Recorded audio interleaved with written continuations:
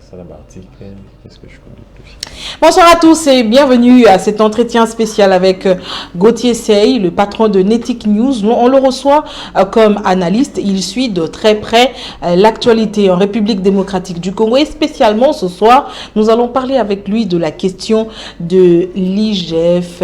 Cette question qui suscite tant des réactions au niveau national. Que se passe-t-il entre l'IGF, la Cour de compte et quel est finalement l'apport ou quel est le rôle de la GECAMIN dans cette guerre? C'est quoi cette affaire? Gauthier Sey va essayer de nous expliquer en détail pour que vous puissiez comprendre les dessus de carte de ce qui se passe de cette affaire IGF, Cour des comptes. Mais également, nous allons commenter l'actualité. Vous le savez, la ville de Kinshasa attend toujours le gouvernement, l'arrêté rectificatif portant nomination des membres du gouvernement provincial. Le gouverneur Daniel Bumba donc sait que les Kinois attendent beaucoup de son prochain gouvernement qui se fait toujours attendre. En attendant, ce n'est pas à l'hôtel de ville de Kinshasa que le gouverneur travaille depuis son entrée en fonction, depuis sa prise des fonctions. C'est dans un hôtel de Kinshasa. Pourquoi?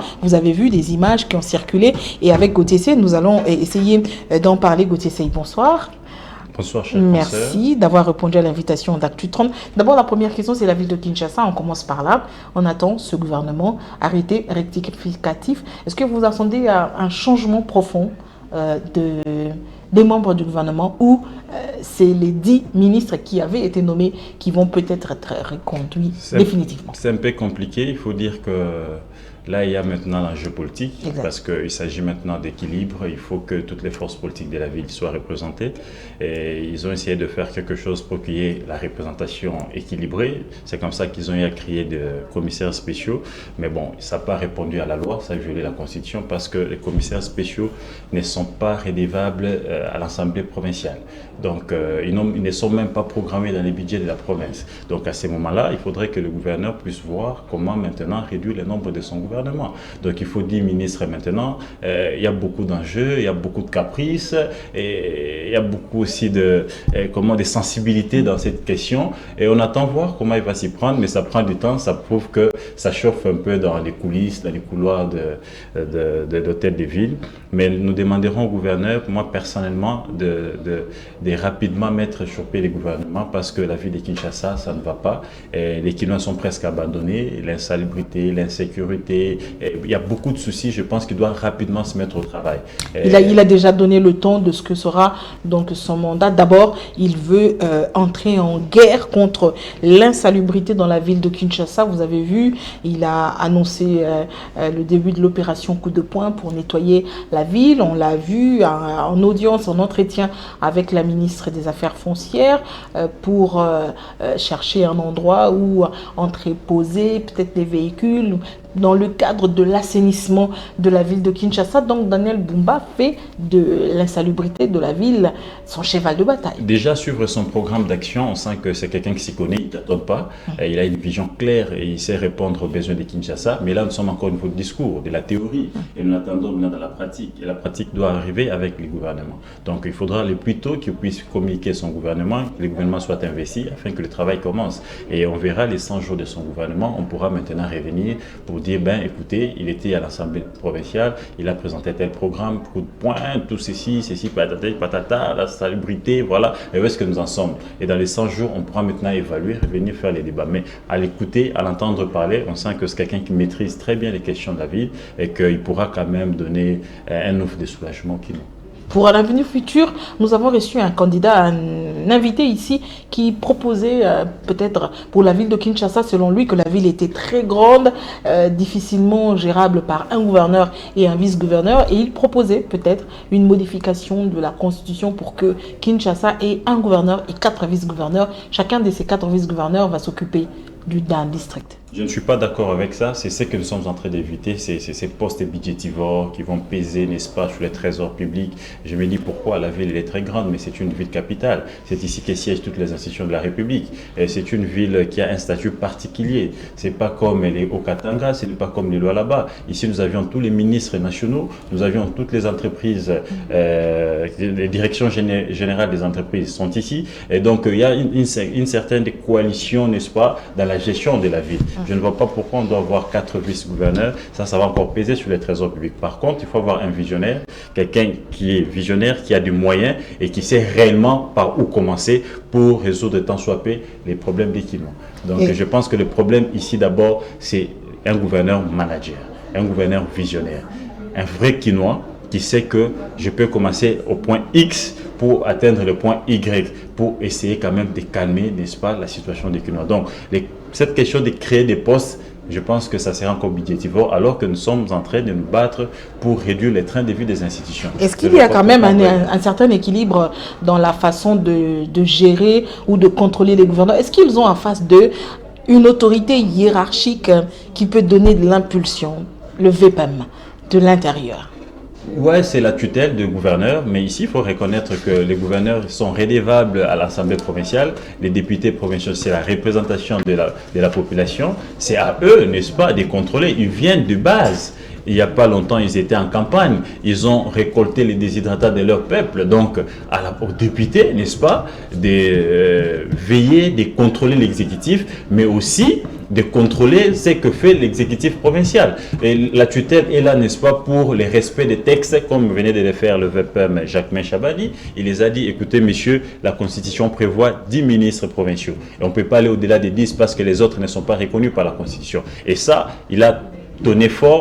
Voilà, Kaboul s'est conformé et nous attendons que le ministre, le gouverneur Daniel Boumba puisse aussi se conformer. Donc, c'est la tutelle technique. Mais logiquement, les gouverneurs répondent de l'Assemblée provinciale. À l'Assemblée provinciale de jouer son rôle des organes de contrôle afin que les gouverneurs soient poussés à résoudre les questions de la population qu'eux représentent au sein des assemblées provinciales. Est-ce que ces assemblées provinciales vraiment jouent le rôle quand vous regardez la configuration, sans pour autant minimiser les députés qui ont été élus, les députés provinciaux, mais quand vous regardez l'ossature de nos assemblées provinciales, est-ce que c'est des natures à aider le gouverneur à faire un travail conséquent, à contrôler ce gouvernement provincial? Malheureusement, Rachel Kitita, il y a un petit souci. Qu'est-ce qui se passe avec nos provinces? Il y a un problème de rétrocession d'abord qui n'arrive pas. Presque pas. Certaines provinces sont en retard de 6-4 mois. Et ce qui fait que c'est avec cette rétro-commission que les gouverneurs peuvent résoudre certaines questions.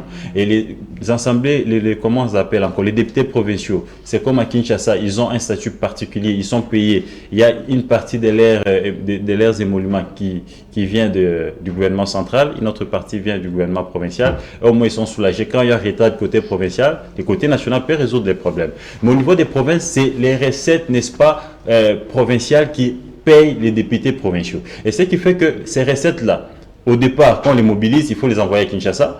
Et c'est Kinshasa qui doit rétrocéder. Quand Kinshasa prend les retards de rétrocéder, le gouverneur fonctionne, n'est-ce pas, avec des recettes régulières de la ville ou de la province, ce qui fait que les députés sont impayés. Et à ce moment-là, ils font du gouverneur n'est-ce pas, leur poche où il faut aller puiser de temps en temps. Il y a des motions alimentaires, il y a des motions de censure, de menaces, de chantage, tout ça. Donc, il faudrait ici que les gouvernements centraux puissent ici mettre les gouverneurs à l'aise. C'est-à-dire quoi? Les provinces mobilisent d'ailleurs. Moi, je suis en train de plaider à ce que la rétrocession soit directement retirée à la source. On mobilise des recettes, on dit on a mobilisé par exemple 100 millions de dollars, les 40% c'est 40 millions, ça reste et on envoie les 60 millions. Au lieu qu'on envoie les tout, mais c'est vrai parce que toutes les provinces, je comprends qu'il faut quand même cet équilibre-là parce que toutes les provinces n'ont pas la même mobilisation des recettes. Il faut que tout arrive au niveau national, qu'on fasse maintenant la sommation et on puisse rétrocéder d'une manière équitable. Mais ça handicape aussi le fonctionnement de province. C'est ce qui fait en sorte que les députés provinciaux qui sont impayés, les députés provinciaux qui n'ont que émolument comme moyen de paiement, puissent maintenant qu'ils se voient à 6 mois, à 4 mois d'un paiement. Qu'est-ce qu'il doit faire maintenant? Il faut commencer à déranger les gouverneurs. À ces moments-là, le gouverneur n'est pas libre. Il n'a pas les mains libres. Il faudrait ici que Mme Souminois puisse ici être exemplaire. qu'elle ne puisse pas, n'est-ce pas, emboîter les pas de ses prédécesseurs. Il faudrait que la rétrocession soit régulière. Chaque mois, que les gouverneurs aient les moyens, qu'ils n'aient plus des excuses, que les députés provinciaux soient payés, qu'ils ne créent plus de dynamique au sein des assemblées provinciales, comme quoi, dynamique tel gouverneur, dynamique tel... Non, il faudrait qu'ils soient libres, qu'ils soient réellement les représentants de la population. À ce moment-là, on aura en face de nous, madame, l'organe de contrôle respectueux et réfléchi. Parce qu'il sait qu'à la fin du mois, j'ai mon paiement. Je ne dois pas aller quémander au bureau du gouverneur. Je ne dois pas aller chercher au bureau de tel ministre. Je peux rester chez moi et je serai payé. À ce moment-là, il peut bien faire son travail de contrôleur. Mais aussi longtemps que les contrôleurs n'est pas bien payé, alors c'est les contrôlés qui doivent les gérer. À ce moment-là, attendez-vous à des chantages, à des motions alimentaires, parce qu'à tout moment, il faut créer quelque chose pour que les contrôleurs puissent mettre à votre disposition un peu de moyens. Et ça, si ça n'arrive pas régulièrement à la rétrocession, je vous dis, madame, on ne pourra rien espérer des assemblées provinciales. Nous sommes mercredi 17 juillet 2024. C'est aujourd'hui que les inspecteurs de l'inspection générale des finances étaient attendus à la Cour des comptes. Se sont-ils présentés? Ah ouais, je vais arriver à cette question très capitale. Est-ce qu'ils se sont présentés? Est-ce que d'abord ils devaient se présenter? Nous commençons par là. Je commence d'abord. Nous commençons par, se sont-ils présentés devant la Cour des comptes? Est-ce que les inspecteurs de l'IGF se sont présentés ce mercredi devant la Cour des comptes? Ils ne se sont pas présentés, madame. Pourquoi? Ils ne peuvent pas se présenter parce que c'est illégal. La Cour des comptes, le PG, après la Cour des comptes n'a pas compétence de convoquer les inspecteurs généraux. Ça viole l'ordonnance. Selon quel principe? Ça viole l'ordonnance loi créant la Cour des comptes dans son article 88. Parce que le PG Cour des comptes n'a pas qualité de rechercher les infractions. Ça, il n'a pas compétence. Et d'abord, je vous rappelle, madame, pour ceux qui nous suivent, que cette question, ça date de 2 mois.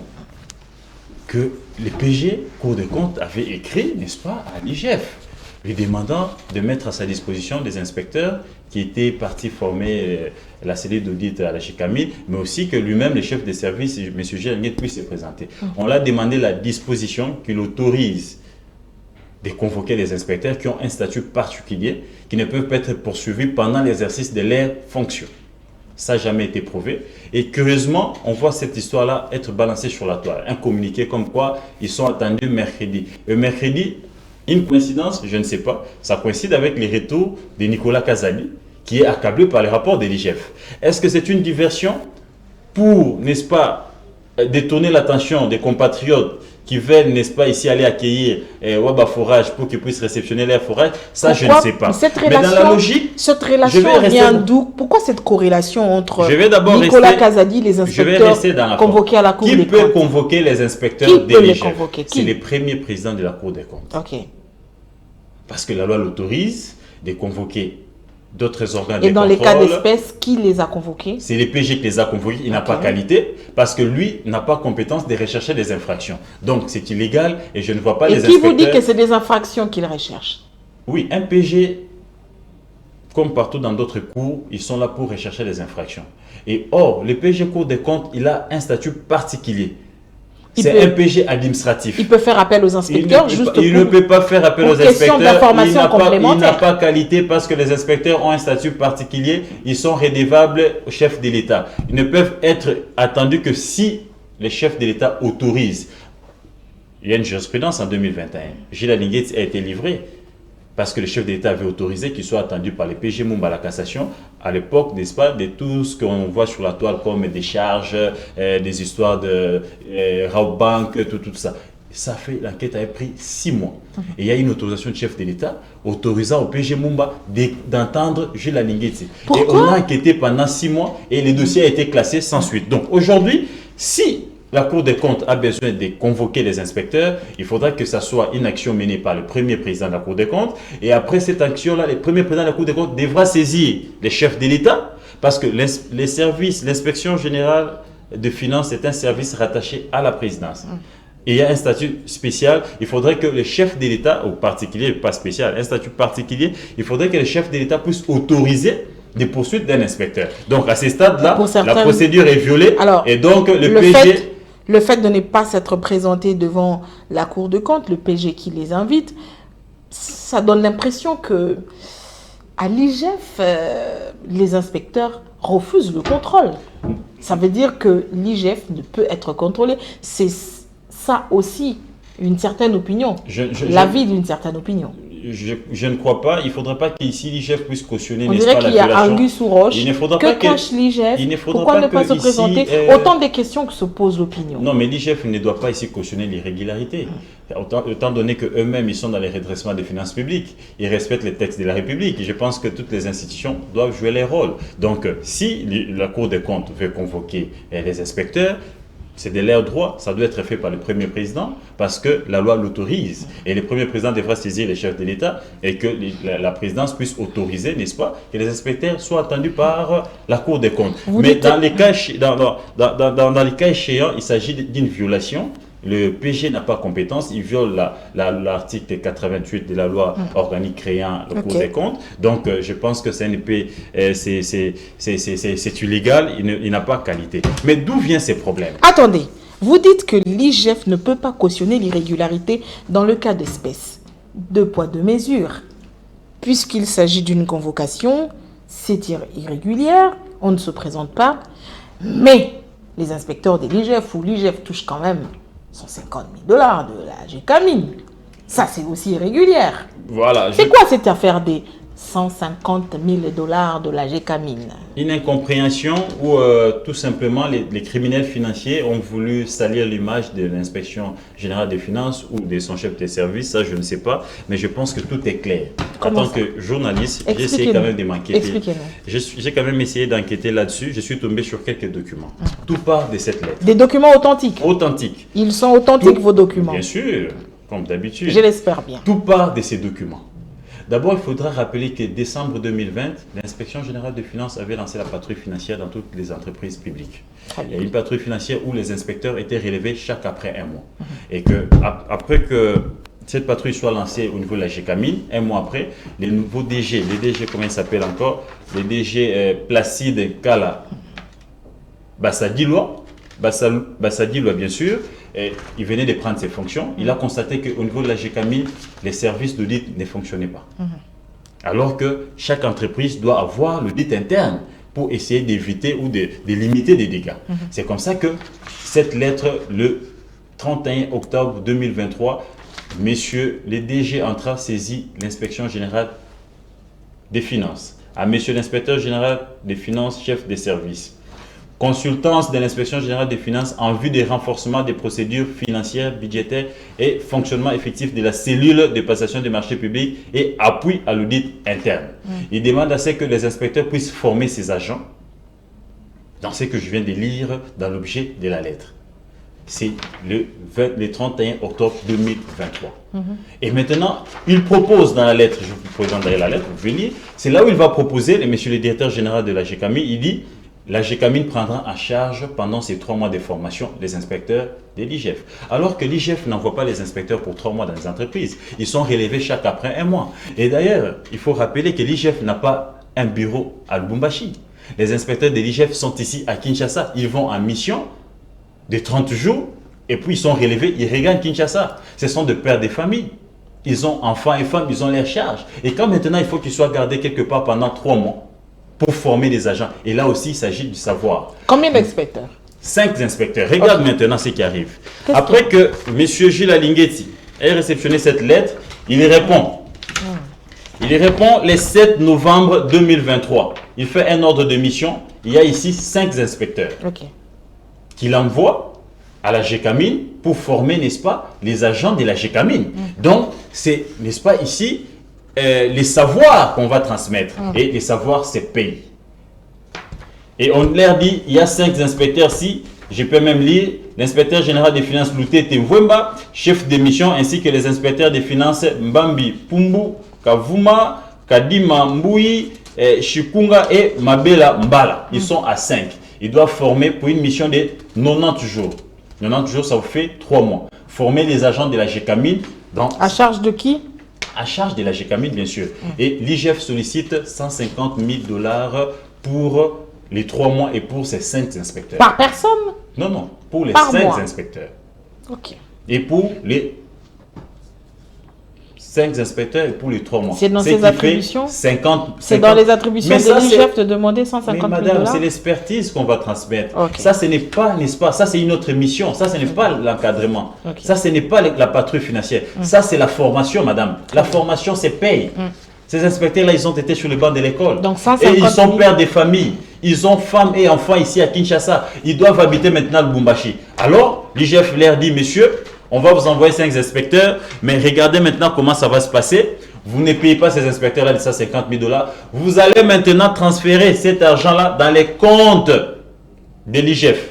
C'est comme ça que note des frais, on envoie ces numéros compte à payer au compte de l'inspection générale de finances auprès de la banque Equity RDC. On donne le numéro de compte, on peut aller vérifier les À qui appartient ce compte? Ce compte appartient à l'IGF, à l'inspection générale des finances. Pas et non à un inspecteur. Privé ou public? Mais comment ça privé? Public? C'est un service public. Mais c'est bien écrit, la lettre elle est là. Ce n'est pas signé un compte par privé. Alinguet Sikei. Et l'entête c'est présidence de la République. C'est bien dit. À payer au compte de l'inspection générale des finances. Alors pourquoi, et ces comptes, la banque est même citée Equity. Et pourquoi Bank. ça pose problème? Non, je vais d'abord arriver, je vais l'expliquer. Alinguet il dit, messieurs, les contrôleurs ne peuvent pas, les contrôleurs, qu'est-ce que j'ai dit? Les contrôleurs ne peuvent pas être redevables aux contrôlés. Parce que vous devez payer la formation. C'est vrai, ces inspecteurs doivent habiter Lubumbashi pendant 3 mois, ils doivent être logés, nourris, et il faut leur mobilité. Mais vous n'entrez pas directement en contact avec les inspecteurs. Oui, non, vous ne leur payez pas. Prenez cet argent, envoyez dans les comptes de l'inspection. Et à ce moment-là, les services de finances de l'inspection générale vont payer les inspecteurs comme s'ils payaient la prime pour que vos agents soient formés. Et quand vous prenez ça 50 000 $, madame, pour des gens, moi je fréquente régulièrement le Lubumbashi.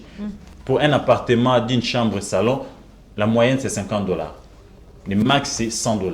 Un appartement? Par jour. Non, c'est un peu plus que ça. J'ai aussi logé plusieurs fois le Lubumbashi. Un peu plus que ça, si je voulais quand même, parce que regardez quand même votre niveau.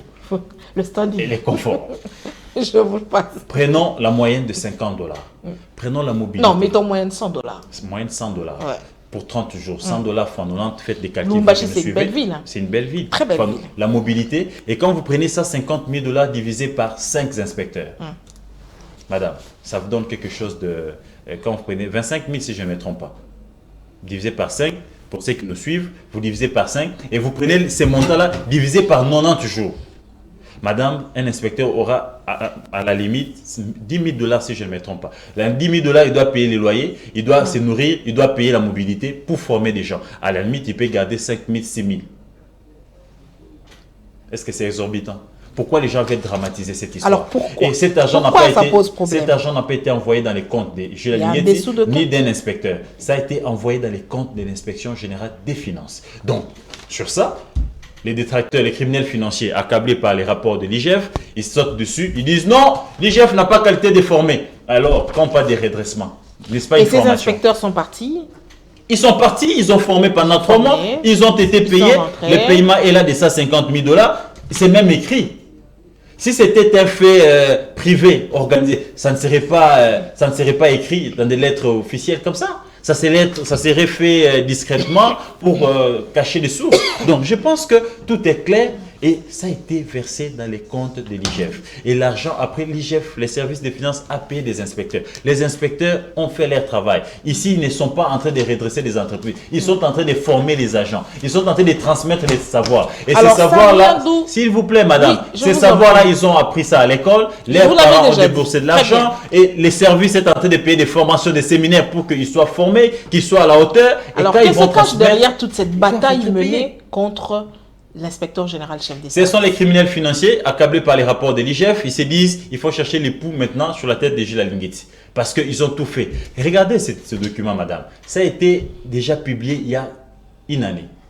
Et à chaque fois qu'il y a un criminel financier qui est accablé par les rapports, il saute sur ces documents. Soit ce sont les décharges publiées il y a 3 ans, classées par la justice congolaise, sans suite parce que ça s'était révélé faux. Et aujourd'hui, c'est ces documents. Je me rappelle, la première personne qui a balancé ces documents sur la toile, c'est mon ami confrère que je salue, que j'aime bien, Edmo Izuba. Ça date d'1 année.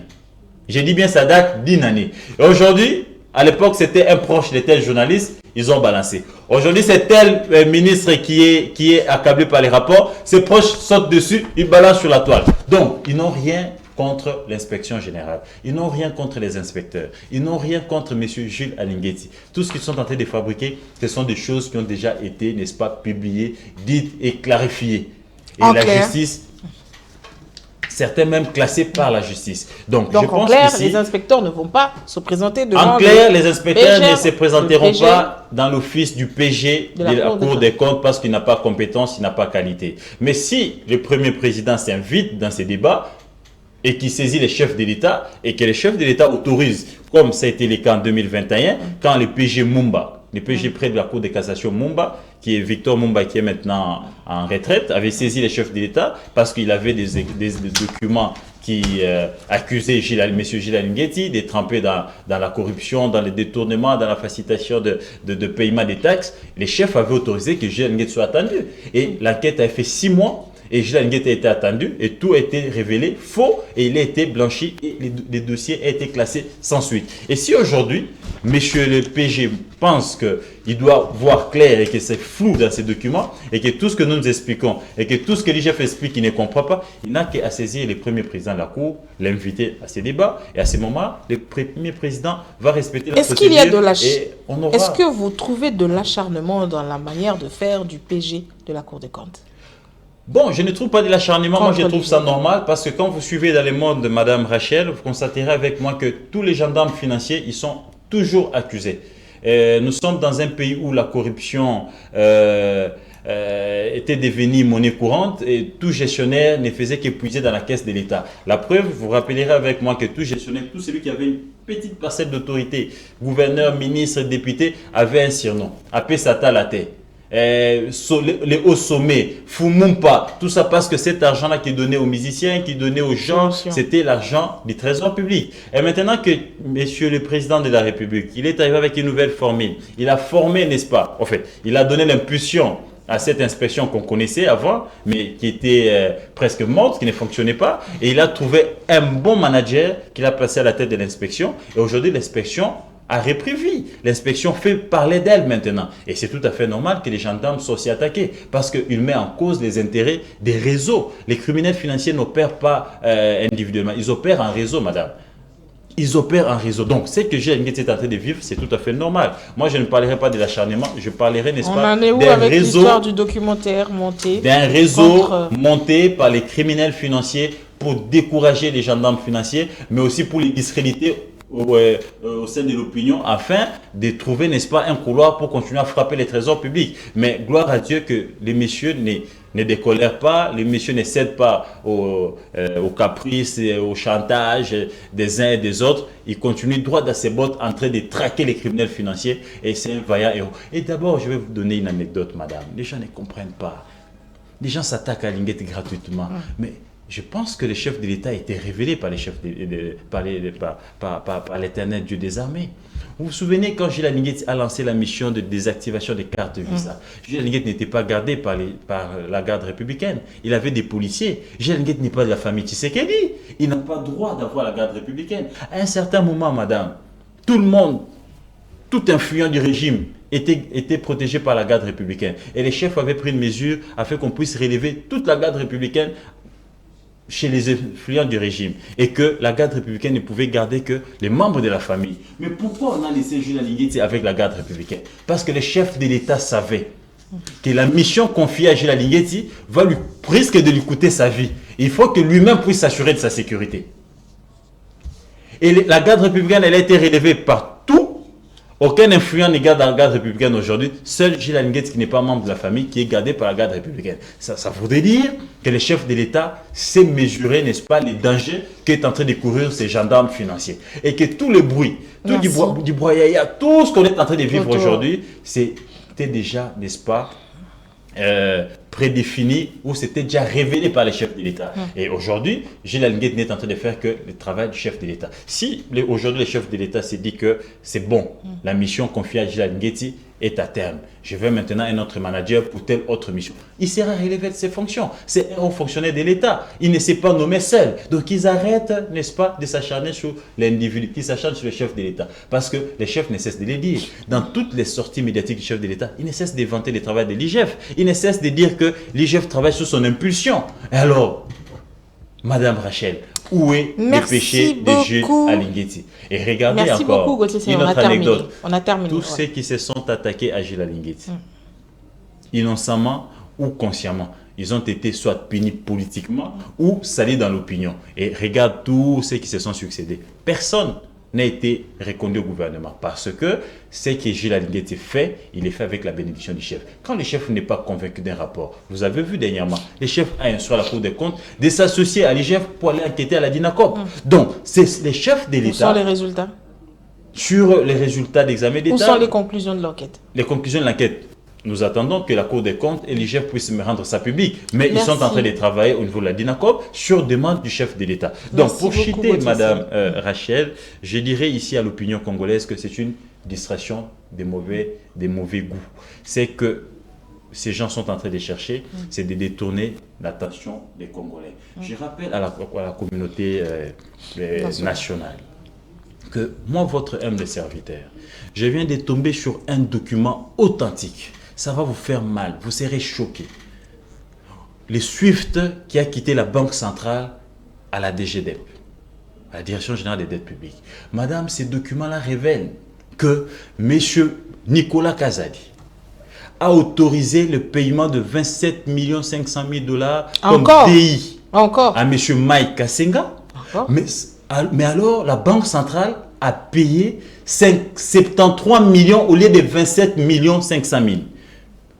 On peut encore comprendre une erreur de 200 000, de 500 000, mais l'erreur de 46 millions de dollars. Les SWIFT, madame, c'est un terme économique, ça veut dire les reçus de paiement. Parce qu'à chaque ordonnancement, il faut que les documents soient classés au niveau de la dette intérieure. Madame, les SWIFT sur lesquels je suis tombé révèlent que monsieur Mike Kassenga a été payé à hauteur de 73 millions de dollars, alors qu'il devait toucher 27 500 000 comme dommages et intérêts pour son procès, entre guillemets, qu'il a eu à gagner. Mais madame, regardez aujourd'hui, les agents sont un pays. Pour un fonctionnaire de l'État, madame, qui travaille pour 30 ans, je vais chuter par là, ça fait très mal.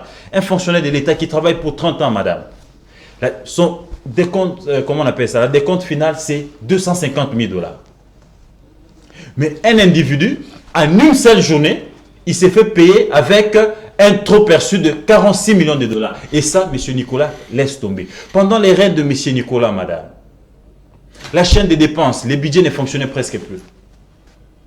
Tout s'est passé entre lui, l'ordonnateur principal, le ministère des Finances, et la caisse qui est la Banque centrale. M. Nicolas a laissé les OP, les ordres de paiement de près de 800 millions de dollars, déjà à la Banque centrale, madame. M. Nicolas a décaissé près de 300 millions de dollars, madame, en liquide, en francs congolais. C'est ce qui justifie, n'est-ce pas, la rareté des devises sur le marché. Madame, aujourd'hui, les fonctionnaires sont à 2 mois impayés. Dans un mois, madame, nous n'avons pas les matelas pour réajuster les salaires de certains fonctionnaires, les agents. Et nous allons entrer dans une période de grève répétitive. Tout simplement parce que les trésors publics sont au rouge, madame. Qu'est-ce que j'ai? Les caisses du trésor public sont au rouge. Madame, pour ça, on veut distraire l'opinion. J'apprends de mes canaux que M. Nicolas Kazadi revient aujourd'hui à Kinshasa. Madame, on parle ici de 13 millions de lampadaires, surfacturation, détournée. On parle ici de 71 millions de dollars, madame, de forages, surfacturation, détournée. On parle ici, madame, de 73 millions de dollars, madame, payés en procédure d'urgence pour les DI, pour un pays en guerre, pour un pays en voie de développement. C'était quoi l'urgence de payer en procédure d'urgence 71 millions de dollars à un individu? Surfacturation trop perçue et détournement. Madame, et tout ça, ça a été fait par un ministre qui s'appelle Nicolas Kazadi. Et pour ça, les Congolais veulent qu'il soit quand même entendu, qu'il nous explique pourquoi il a coupé de la chaîne des dépenses les ministères du budget. Madame, c'est le mercredi aujourd'hui. On a appris que Nicolas Kazadi revient sur Kinshasa à 17 h et ils se sont organisés pour convoquer l'inspecteur et l'inspecteur chef de service le même mercredi parce qu'ils savaient que l'opinion allait se retourner vers les procès pour laisser, n'est-ce pas, monsieur Nicolas mobiliser des gens pour faire croire à l'opinion que tout ce qui s'est dit, c'est faux et il est aimé par la population. Gloire à Dieu pour eux. On ne ment jamais correctement. Ils ont péché. Au lieu de saisir les premiers présidents, c'est les PG qui tombent dans la violation des textes. L'opinion est concentrée. Nous attendons nos forages aujourd'hui. Merci beaucoup, et nous attendons Gauthier que les procès soient publics parce qu'il s'agit de l'argent du contribuable congolais. Merci beaucoup, Gauthier Sey. Je vous retrouve très prochainement pour commenter sur l'actualité. Je reste disponible, madame, pour les questions du Congo, parce que je n'ai que ces pays, je n'ai jamais changé de nationalité. Toutes les questions du Congo. Toutes les questions du Congo, je reste disponible. La musique aussi. La musique aussi, la culture, l'environnement. Vous en faites de moins en moins depuis un moment, de moins en moins. Madame, je n'ai que les Congo comme pays. Je n'ai que Congo comme pays. On vous aime aussi sur ce terrain-là. Tous ces criminels financiers, ils ont 2-3 nationalités. Merci beaucoup, Gauthier Sey. Ainsi se termine cet entretien spécial avec le patron de Netic News. Nous l'avons reçu comme invité. Il a commenté notamment l'actualité et surtout la question de l'IGF, la Cour des comptes. Les inspecteurs ne se sont pas présentés devant le bureau du PG de la Cour des comptes. Pourquoi? Vous avez suivi les explications de Gauthier Sey puisque ça viole la loi 88, l'article 48 de la loi créant l'organisation et tout ça de la Cour des comptes. De la Cour des comptes. Voilà. Allez, merci beaucoup de nous avoir suivis. Vous retrouverez cet entretien sur nos différentes pages des réseaux sociaux, Facebook, Twitter, Instagram, TikTok, etc. Je vous retrouve très prochainement avec un nouvel invité. Bonsoir. Tout à l'heure, je serai à l'aéroport à 17 h pour accueillir nos forages qui arrivent des Paris. Et nous, on sera là à Artu 30 pour faire le reportage. Merci beaucoup. Merci beaucoup. À très bientôt. À très bientôt, madame.